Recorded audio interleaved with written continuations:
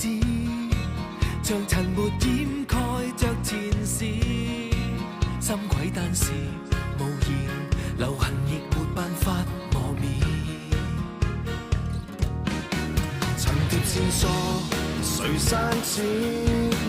淚來滴乾你潛藏那一面，收斂極盡人前，遺留着實證說明有開始。給推敲，給推算，決意將推翻，疑惑靜待日後尋事實未晚。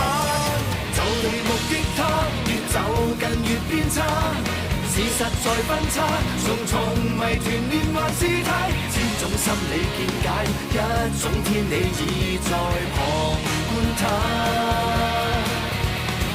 未及目擊他，用實驗做推翻，沒漏洞偏差，仍能尋回來源中間，可分析去拆解，怎解釋理性共情之間？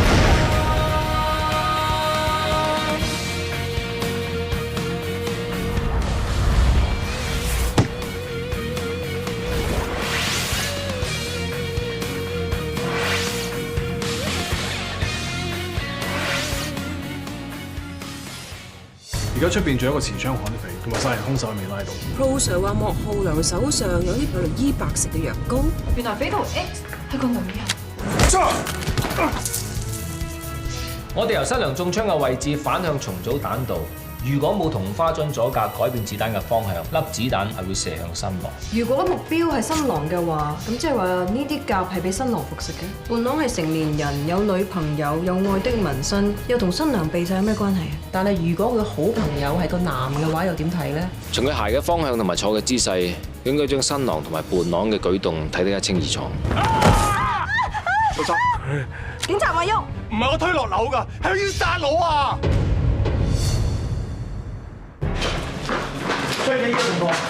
病人收到到下昏迷，頭部受創，入到骨折 ，BP 120毫發85 ，Pulse 80，呼吸每分鐘15下，係長期心臟病患者嚟嘅。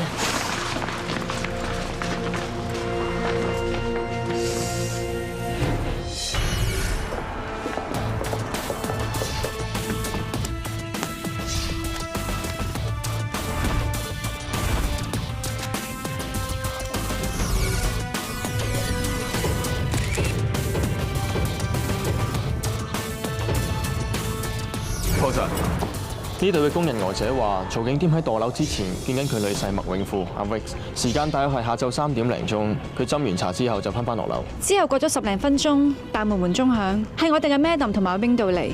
娥姐帶咗佢哋入嚟，經過後花園就聽到聲音，見到曹生喺天台度跌咗落嚟。暫時冇人知道案發嘅時候天台發生咩事。唔緊要啊，啲證物會話到俾我哋聽，當時究竟發生咩事。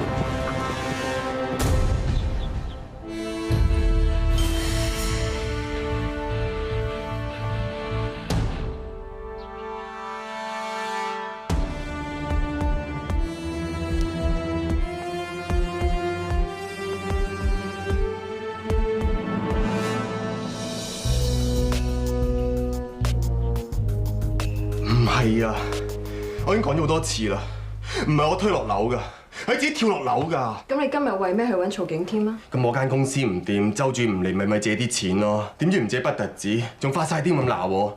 咁我咪同佢嘈幾句咯。佢就攞把生果刀嚟捅我，好彩避得快啫。如果唔係我死咗啦。你係佢女婿，你有困難佢唔幫你不特止，仲要攞把刀嚟捅你，你哋關係都幾惡劣喎。我點知啫？或者阿 N 死咗，對佢打擊好大。咁又係嘅，佢得一粒女，白頭人送黑頭人，發癲都正常啫。如果唔係我走投無路，我都冇呢個時候去煩佢。你右邊後腰有一笪疤痕，原本係紋身嚟㗎嗬。咁有紋身好平常啫，潮流興啊嘛。講到咁平常，又點解要用激光鏟走佢啊？呢個紋身原本係一個比翼雙飛嘅圖案，兩邊翼下面都有個 W 字。你英文名係 Vic， 頭一個字母係 V。同另外一個字母都係 V 嘅人湊埋一齊就變成 W， 代表住你哋兩個心心相印，互相緊扣。你同佢係一對同性戀人，但係為咗儲阿 N 就要鏟走呢個愛的紋身。你點解會知㗎？咁你真係承認你係同性戀者啦？咁係又點啫？你為咗錢儲阿 N？ 係。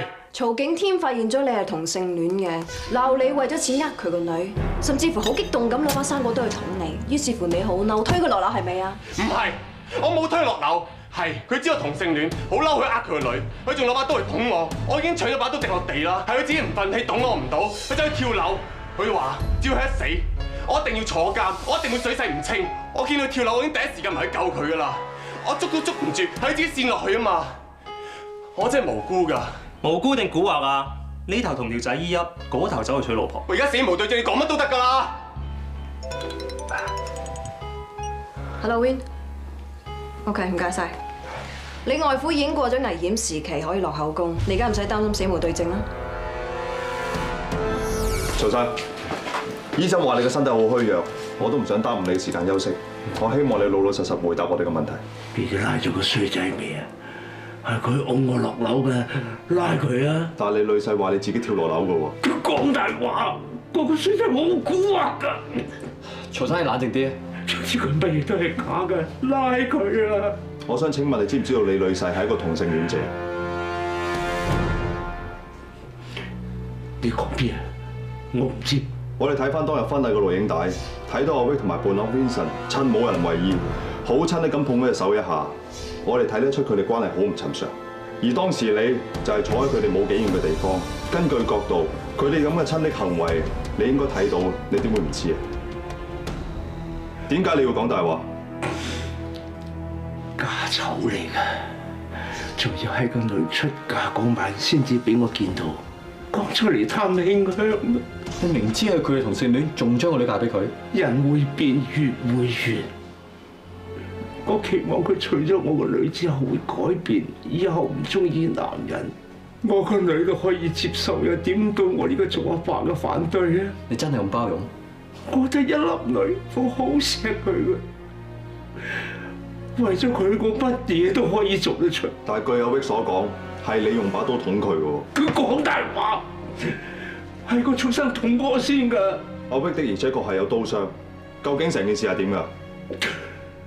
原來個衰仔一早就影咗我個女啲裸照，佢走嚟同我借錢，我唔肯，佢就即刻攞我個女啲照片出嚟要挾我，話要俾啲雜誌登。個衰仔根本從來都冇中意過我個女，佢整人渣畜生嚟㗎。我當時好嬲，我話要報警，佢驚起上嚟就攞把刀嚟想話殺死我。我走埋去搶佢把刀，就喺大家爭執期間，即刻傷咗佢。我隻手都有整親㗎。突然間，我衰仔變到好似發咗狂咁，我按埋爛河嗰度就推咗我落樓。Sir，你哋一定要拉到佢，等佢坐一世監。最緊要就係幫我女攞翻啲照片，你哋一定要做到，我知道嘛？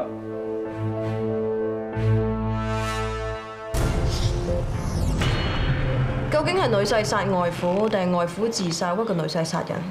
曹景添同阿 Vic 講到實牙實齒七情上面，今次真係羅生門。唔通要揾測謊機嚟睇下邊個真邊個假？或者揾個讀心神探嚟都得。其實要揾答案咧，仲有其他方法嘅。不過要阿偉喺科技罪案組翻嚟咧，可能會有新線索。Madam 講得冇錯，阿 Vic 手機有料到。冇錯 Madam， 佢部手機咧之前有批相 delete 咗，經過修復還原之後咧，發覺全部都係新娘阿 Ann 嘅裸照。呢個阿 Vic 真係賤到冇人有啊！即係話曹景添講嘅嘢係真嘅。冇錯，阿 Vic 可能要挾唔成動咗殺機。但係曹景添都可以惱羞成怒，屈阿 Vic 殺人。咁即係狀元你答報，唔知邊個真邊個假啦？最大可能咧係佢兩個嘅口供，有部分係真，有部分係假，係幾廢話嘅。又唔係喎，我覺得你講嘅嘢好可能係事實。誒，冇咁快泄氣住啦嚇，積極啲去揾料。Yes, madam。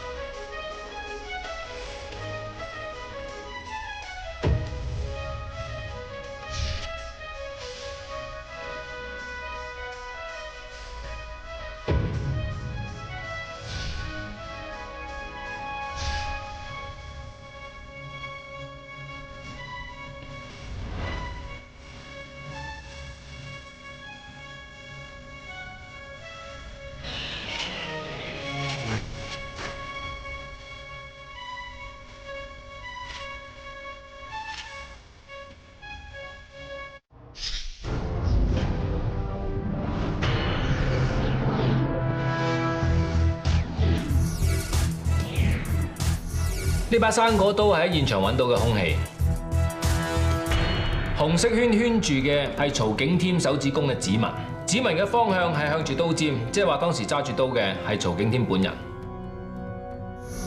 綠色圈圈住嘅指紋係屬於阿 Vic 嘅，方向係同刀尖呈反方向，應該係佢外父擊中佢左腰嘅時候，佢搶刀嘅時候留低嘅。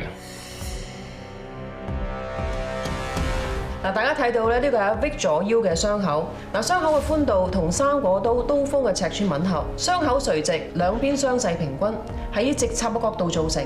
嗱，不過咧插得唔算好深，深度大概1 cm 度。嗱，呢一個咧就係曹景添右手虎口位置嘅傷口，應該係俾生果刀界傷，傷口好淺，係屬於防禦性嘅傷痕。如果以我推斷嘅話咧，應該就係外父同女婿發生爭執。外父隨手喺台面立起把生果刀，正面捅咗女婿一刀。女婿反抗想搶刀，於是就好大力咁樣捉住咗外父持刀嗰隻手。嗱，所以咧外父嘅右手手背上面咧有阿 Vic 嘅手指痕。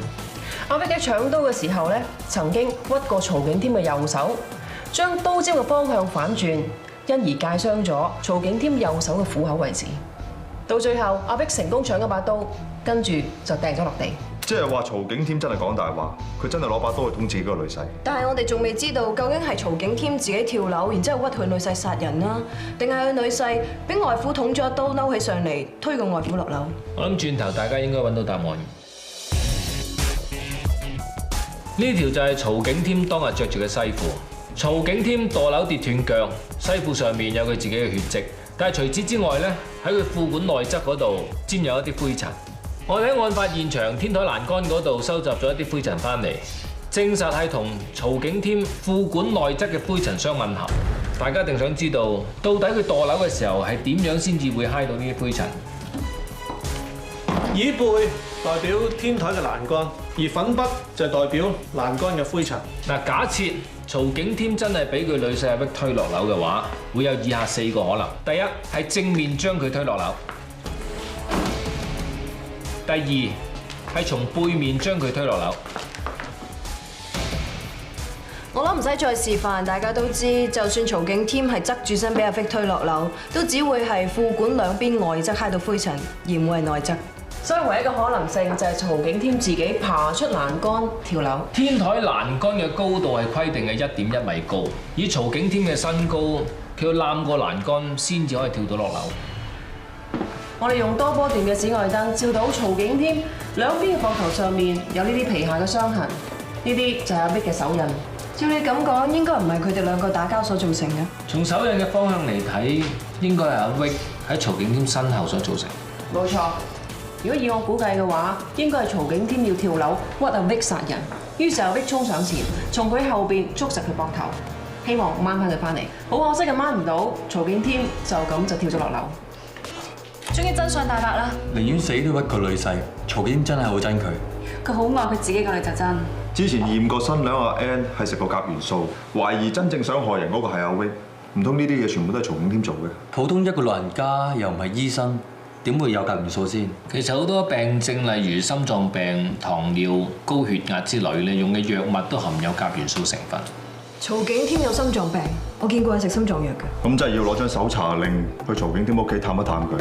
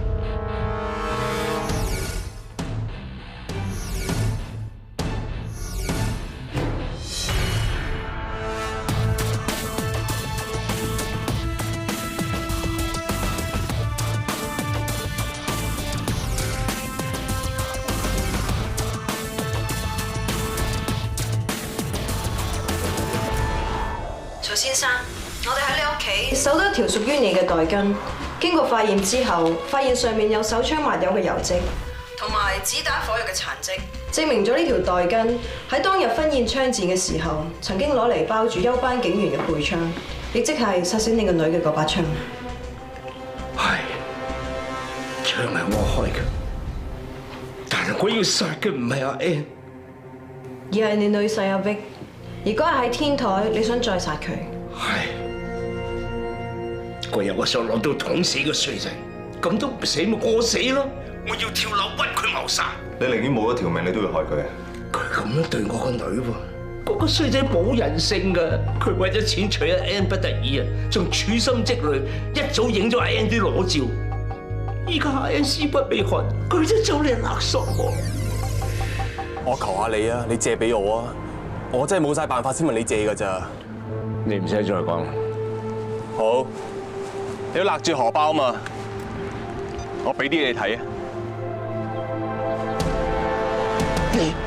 你係唔俾錢嘅，我咪 send 啲上去雜誌社咯。咁聽日全香港咧都睇到曹景添寶貝女嘅剝光豬相，其實真係好羨慕你嘅，生咗個又白又滑嘅女，有好嘢嘅，咪益下街坊咯。你呢個人渣，去死啦！你癲咗你好嘢！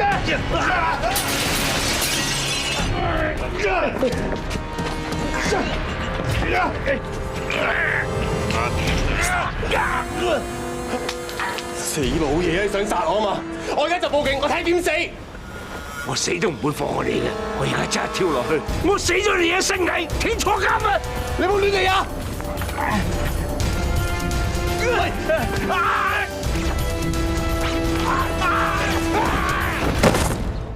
佢害死阿 Ann 嘅，我個女又乖又純品，佢真係死得好冤枉。你可唔可以講翻喺婚宴當日，究竟乜嘢導致你要攞起支槍殺死阿 Vic 咧？我得一個寶貝女，我聽到阿 Ann 話要結婚，我都不知幾開心。佢話希望有一個浪漫嘅婚禮，於是乎我就盡心盡力去幫佢搞。我希望我個女會成為全世界最幸福嘅新娘，但係細估唔到，佢千眼萬眼揀咗個機嘅，仲要係擺咗佢又俾我無意中發現。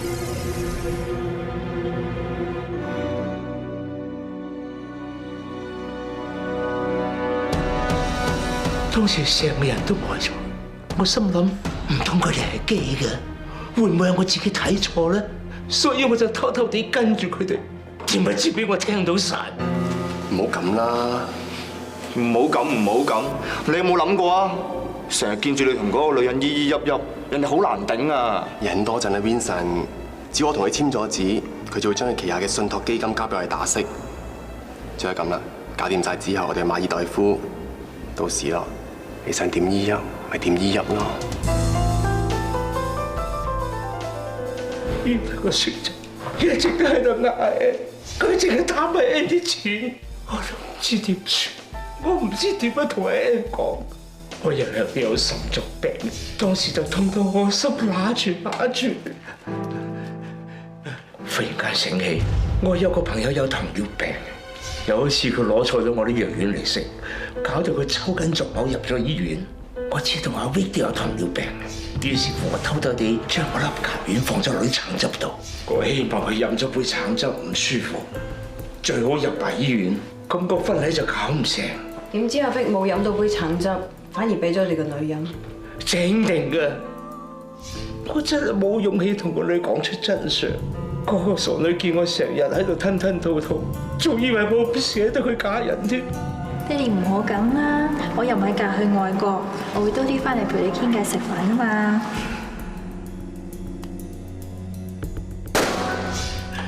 突然間聽到出邊有槍聲，我個女第一時間就撲出去揾個衰仔，我跟住就衝出去，當時啲子彈亂咁飛，我去唔到個女身邊，焗住匿埋喺另一邊。阿 Ann 佢根本冇理過一冇危險，淨係掛住撲喺個衰仔阿 Vic 嗰度。但係個阿 Vic 淨係掛住個契細佬，我真係睇到眼火爆，火燒心。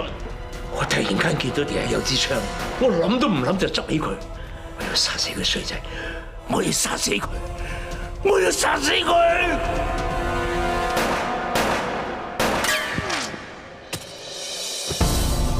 點知我射中咗N，我親手殺死自己嘅女，哎呀，死得好冤枉，好冤枉！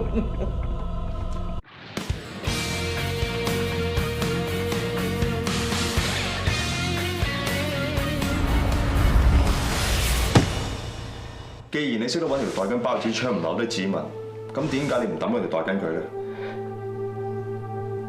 因為條袋巾係佢個女送俾佢嘅禮物，由細到大所有佢個女送俾佢嘅嘢，佢都冇抌到，全部留低晒。佢真係好錫佢個女，為咗佢咩都願意做。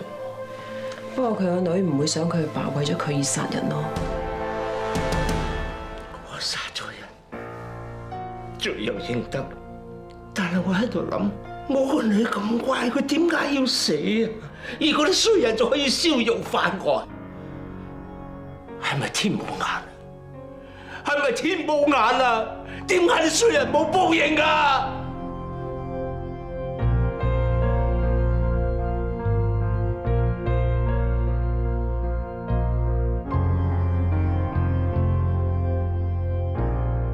？Vincent， 你等我啊！趙太啱就會追到佢啊！放心，我 A 掂佢㗎，係咁啦。俾我飲啊！俾我飲啊！俾我飲啊！俾我飲啊！你又唔搞？哎呀，行開啦！搞錯啊！趙太，趙太，趙太，喂，趙太啊！我問過你私人秘書話你 high tea， 我唔會阻你好耐嘅啫。講啊！趙太啊！你之前咪話會投資落我哋公司嘅，但我 check 嗰個 account 呢2日都未過數，會唔會中間有啲咩出錯咧？錯就係錯噶啦，不過錯喺你嗰度。趙太啊，點解咁講咧？你都係當我懵下懵下，報紙雜誌登晒出嚟啦。你中意男人㗎，唔啱 channel 就唔好搞我啦。趙太，雜誌講嗰啲嘢啦。趙太，你塊面打晒雜㗎啦，有開你執到啦。仲有啊，跟住揾仔揾晒錢，諗都過唔到世啊！你個衰人啦，你！唔好整污糟對鞋，睬你有失身份啊！你聽天收啦！收你老虔婆先啦！我俾天收，我驚都未驚過啊！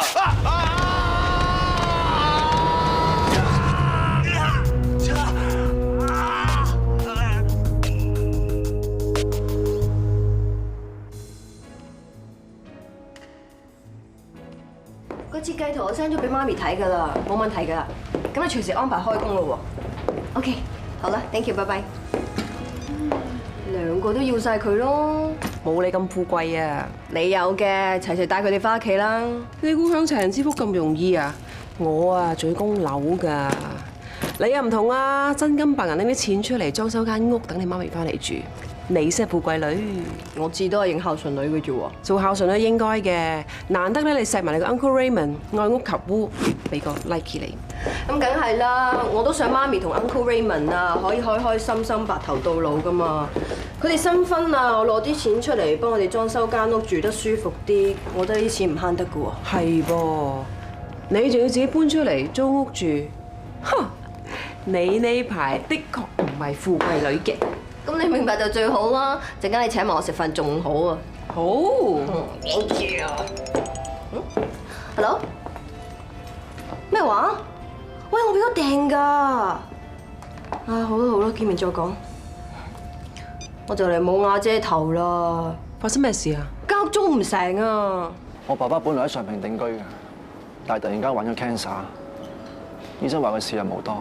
咁我呢個做仔嘅，咪諗住搬佢翻嚟香港照顧埋佢最後呢段時間，所以間屋咧真係唔可以租俾你。呢張3萬蚊嘅支票要俾翻你，真係唔好意思。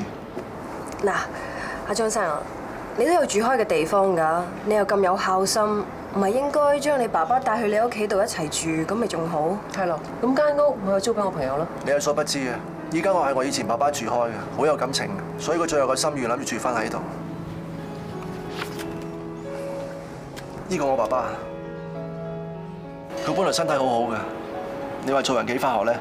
張相係幾時影嘅話？大概係5年前啊。我爸爸咧喺間裏邊咧住得好開心嘅，同班街坊又熟，所以佢真係好中意間屋嘅。嚇，咁得意嘅？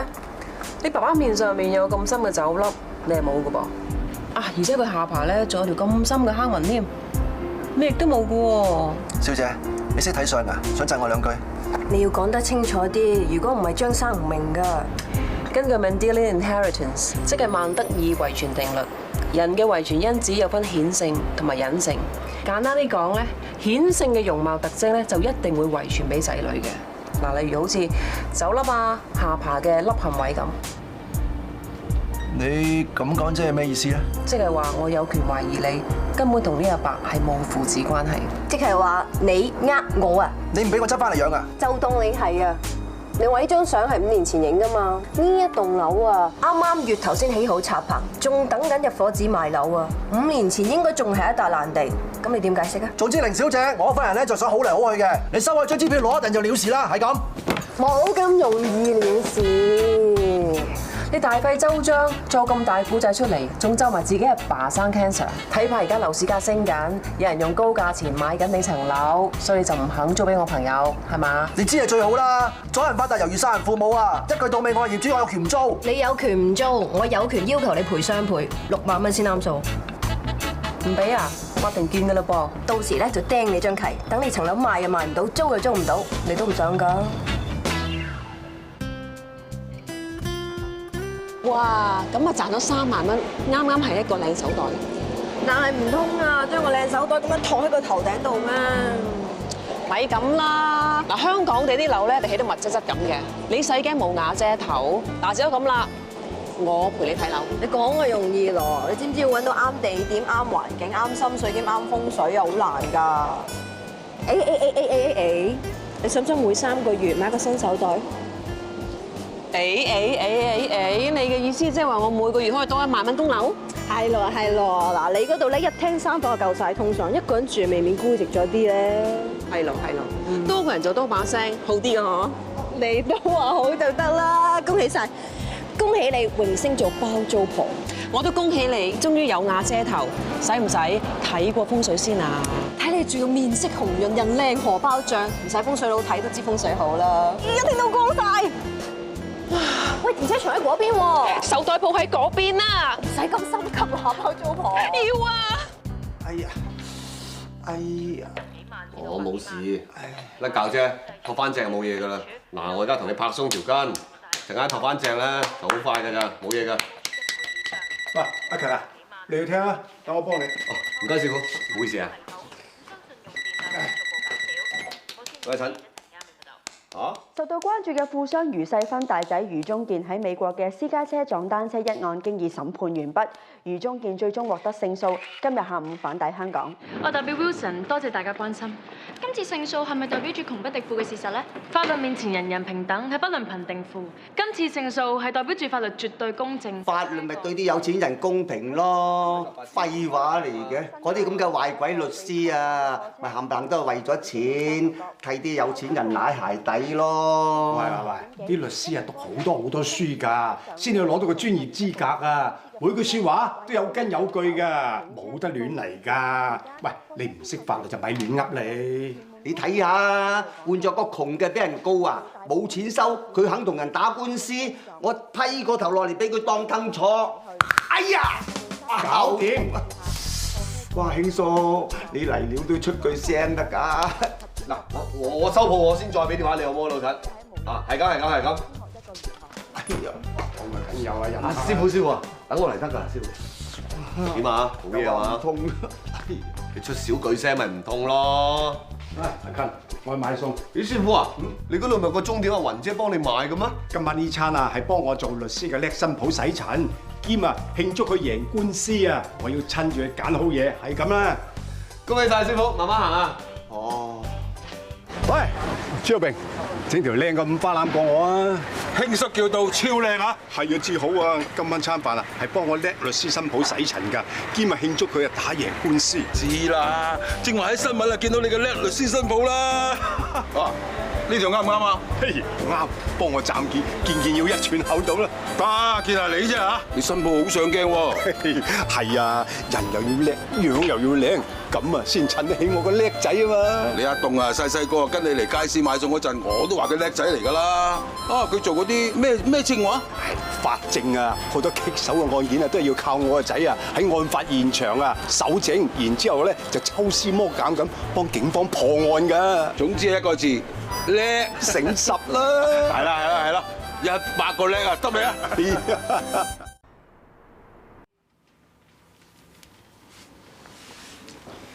文文真係好乖㗎，樣嘢咧都自動自覺咁去做，唔使我同阿爸費神嘅。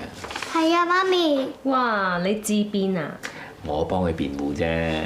你手上邊咧，文文呢2個禮拜嘅功課同測驗卷足夠證明佢冇因為你唔喺度而偷懶或者心散。我真係一樣咁努力㗎。睇得出啲證物好有力。不過你兩父女唔使咁啊，呢度唔係法庭喎。最弊你個樣好似上緊庭咁咧。咁我幫文文睇功課有咩唔啱啫？媽咪啱晒。梗係咯。各位觀眾，哇！你3腳嚟啦！好在啫，好啱身啊！仲好眼光添，估唔到美國啊啲唐裝剪裁得咁好嘅，啲料先至正啊，畫一畫嘅。隻色水着得你好醒神喎！爺爺好型啊，宇宙最強！嚟，爺爺教你一招醉拳，鐵拐李獻酒啊！鐵拐李獻酒，呢份就係送俾文文嘅。好嘢，我得禮物。文文得禮物。做咩扁嘴啊？呢個水彩顏料好靚㗎喎，你中意畫水彩畫唔好咩？冇用啦。點解啊？嚟緊文文學校會 cut 咗個畫畫班喎。點解會咁㗎？家會個主席朱太同意嘅，慢慢了解啦。哎呀，文文咁多課外活動，少一樣都唔緊要啫。嚟，爺爺再教你一招，嚟，不肖應人。不肖應人。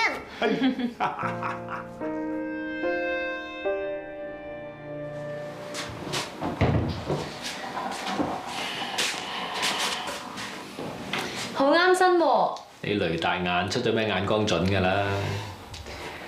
坐咗10幾個鐘頭機啦，仲對住部電腦，休息啦。我而家晴天霹靂緊啊！我解決唔到咧，係唔會心息嘅。嗰個朱太話，因為 budget 問題，所以 cut 咗個畫班，唔代表佢一定有私心嘅。你放心啦，我會查清楚，有證有據我先會做嘢。但係的而且確唔排除呢個朱太係利用家教會主席身份嚟假公濟私，因為佢自己一個女中意唱歌，就將啲資源放晒喺詩歌班度，而犧牲咗畫班。你要做嘢，冇人阻到你嘅。你唔瞓我都唔瞓啦，我陪你。咁你咁樣我點做嘢啊？你得嘅，繼續。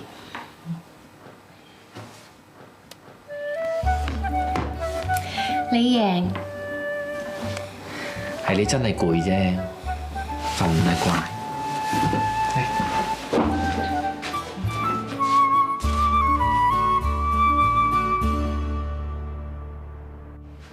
朱太，布太，乜咁早啊？未夠鐘開會喎。係啊，專登早少少，有少少嘢同你傾。係啊，坐啊。唔知咩事咧？嗬？我睇晒家教會嗰啲資料，話因為資源短缺，所以要重組興趣班。不過其實睇落詩歌班嘅人數又唔係咁多，咁點解唔 cut 詩歌班，反而 cut 畫畫班呢？因為詩歌班開得最耐咯，而且班學生而家日日喺度排練，準備參加校際比賽，咁冇理由半途而廢啫。我明，不過有啲學生會好失望。唉，其實我都好難做㗎，順得哥情失嫂意。你個女又中意畫畫，佢個仔又中意吹笛。咁錢就得咁多啦，咁做得邊樣啊？其實詩歌班有冇需要請2個老師咧？咁一個教唱歌，一個彈琴啊嘛。咁點解唔請一個老師又識彈琴又教唱歌咧？布太咧真係個好出色嘅律師啊，慣咗分分鐘係計錢，數口咧都特別精嘅。其實朱太你咪一樣識計數，係大家方法唔同啫。啊係啊，我知道你請咗著名唱歌家 Lisa Con 嚟教，你同佢咁熟，佢有冇俾 discount 你啊？我同佢唔係好熟嘅咋。係咩？但係我上網揾到好多資料，話你哋係舊同學 ，Form 1就同班長一齊唱 choir 啊！呢度咧有好多你哋好 friend 嘅相啊，我編晒出嚟，你要唔要睇下？你咁係咩意思啊？朱太，我都係擔心你，我先嚟同你講咋。人言可畏啊！不過我信你㗎。嗱，如果有人話你冇申報利益、公器私用、私相授受，甚至串通詐騙，揾我即刻幫你寫封律師信告佢哋誹謗。其實咧，嗱，純粹提議咋，同 Lisa Kong 同期出道，唱歌創藝相約嘅人仲有好幾個，係名氣唔夠佢大，但係價錢咧相宜好多。咁你考慮下佢哋，咪唔使 cut budget，咁詩歌班同畫畫班咪可以並存咯。好，咁陣間開會嗰陣，咪同其他家長研究下咯。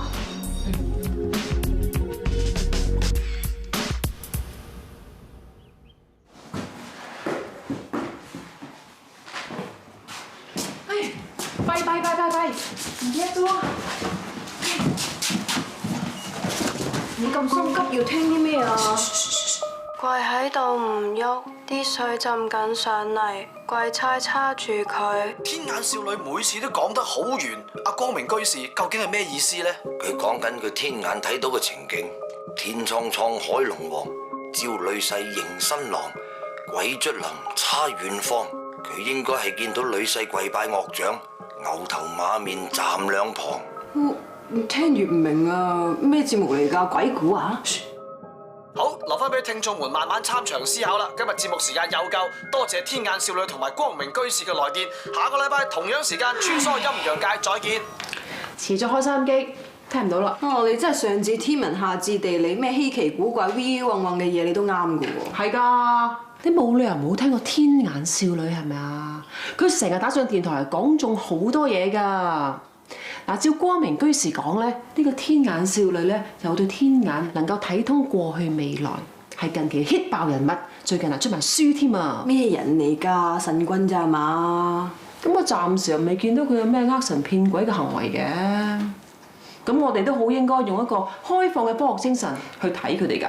最好咧就俾你一湯一湯驗一驗，做個活體取證，等你睇得清楚啲。誒都好喎，咁麻煩 Madam 喺街度見到佢哋嘅話咧，塔佢翻嚟俾我啊！哇 ！Hello？ 喂？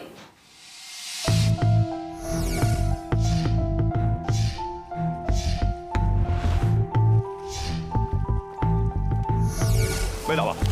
附近有村民嚟呢度釣魚啊，發現到屍體，然後報警。我哋過去屍體嗰邊睇下。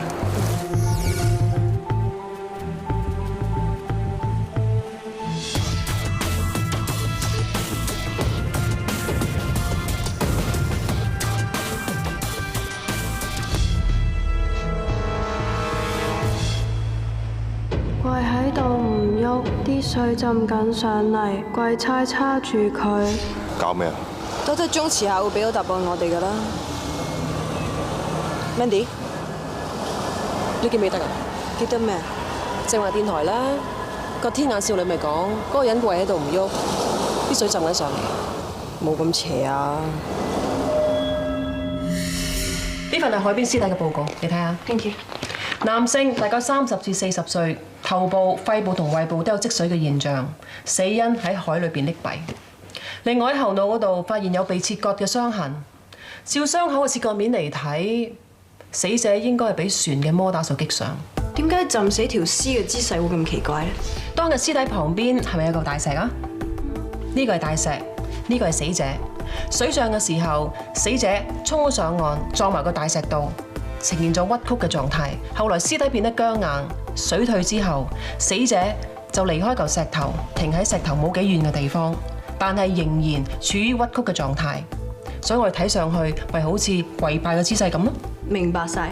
揾到死者嘅身份未啊？我哋喺佢衫袋度揾到一封寫俾福建家人嘅信，對應翻資料應該係 II 嚟嘅。4日前水警喺附近截獲一艘偷渡嘅漁船，死者應該坐喺嗰隻船度跌落海浸死。咁即係死因冇可疑啦。不過你仲諗緊嗰個天眼少女啊喺電台講嗰啲嘢？你講過3樣嘢，第一跪響度，第二俾水浸住，第三俾鬼差叉住。生鏽燒烤叉當係鬼叉？飛機都撞紙鷂，有咁啱得咁巧啫啩？你冇有咁啱得咁巧都覺得好肚餓咁咧嚇？又好似有咁啱又得咁巧咁嘅。漁真廣場啊，開間新嘅鐵板燒啊，我哋試下。晏晝食鐵板燒咁 heavy 咧？我嚟啦！喂，等我睇下鐵板燒究竟係邊層先。哦，原來食鐵板燒係假嘅，嚟簽名會至真啊！熟路睇下先嘛。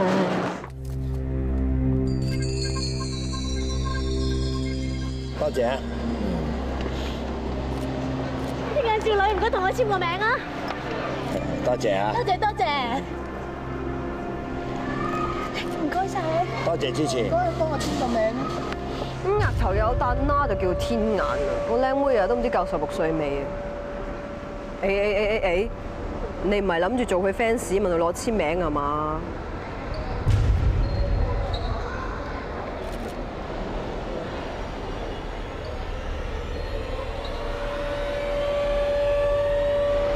你大禍臨頭，不得善終，死於非命。